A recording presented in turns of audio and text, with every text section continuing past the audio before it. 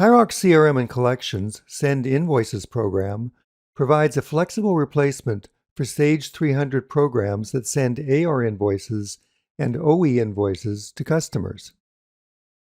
The Send Invoices program emails AR invoices, OE invoices, and credit and debit notes to multiple recipients per company. It provides flexible selection criteria, letting you choose customers by customer number, customer group, account set, territory, currency, or any optional fields, such as the sales rep. And it uses email templates that you can select, view, and edit at runtime. Let's have a look. First, notice the customer selection criteria for Send Invoices. You can select customers using the customer number, national account, customer group, account set, territory code, and currency code, and also using any customer optional fields. Next, choose which documents to include on this run: AR invoices, OE invoices, or OE credit and debit notes.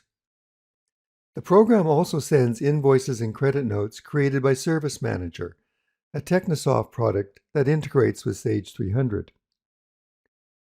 You can use the options pop-ups to select different crystal reports for rendering the PDFs and to include different information on order entry documents.